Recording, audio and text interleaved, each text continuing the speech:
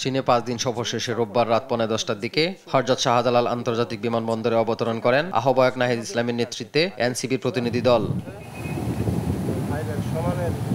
এ সময় সাংবাদিকদের নাহিদ ইসলাম বলেন, চীনের কমিউনিস্ট পার্টির সঙ্গে জুলাই গণ অভ্যুত্থানে তরুণদের ভূমিকা, দক্ষিণ এশিয়ার ভূরাজনীতি ও চীনের উন্নয়ন ভাবনা নিয়ে আলোচনা হয়েছে। গণ অভ্যুত্থান পরবর্তী জন আকাঙ্ক্ষা পূরণ ও ন্যায় বিচার প্রতিষ্ঠায় সহায়তার আশ্বাস দিয়েছে চীন। বাংলাদেশের বর্তমান পরিস্থিতি, গণ অভ্যুত্থান পরবর্তী সংস্কারের আকাঙ্ক্ষা, স্থিতিশীলতা এবং অর্থনৈতিক ন্যায় বিচার ইত্যাদিতে কিভাবে চীন বাংলাদেশকে সহায়তা করতে পারে, বাংলাদেশ কিভাবে চীনের সাথে আরও কোলাবোরেশনে যেতে পারে ইত্যাদি বিষয় নিয়ে আলোচনা হয়েছে। পরে গণ অধিকার পরিষদের সভাপতি নুরুল হক নুরের খোঁজ খবর নিতে ঢাকা মেডিকেল কলেজ হাসপাতালে যান প্রতিনিধি দল।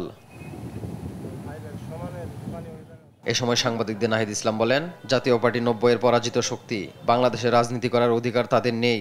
জাতীয় পার্টি এবং আওয়ামী লীগের সাথে সহযোগী যত দোসর রয়েছে এবং যারা আওয়ামী লীগকে আবার পুনর্বাসনের চেষ্টা করবে তাদের সবাইকে বাংলাদেশের মাটি থেকে বিতাড়িত করা হবে। আমরা মনে করি জাতীয় পার্টির কোনো অধিকার নাই বাংলাদেশের রাজনীতি করার।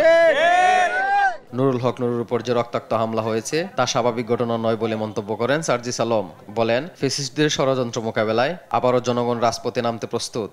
জনগণ রাজপথ যেভাবে বেছে নিয়েছিল ফ্যাসিস্ট তাড়ানোর জন্য, ফ্যাসিস্টদের পক্ষের যে কোনো ষড়যন্ত্র মোকাবেলা করার জন্য প্রয়োজনে আবার রাজপথ বেছে নেবে বাংলাদেশের এই ছাত্র জনতা। নুরুল হক নুরুর উপর হামলা তীব্র নিন্দা জানিয়ে সরকারের সুষ্ঠু তদন্তের মাধ্যমে দ্রুত বিচারিক প্রক্রিয়া সম্পূর্ণ করার আহ্বান জানান তারা। দৃষ্টান্তমূলক একটি ব্যবস্থা দেখতে চাই।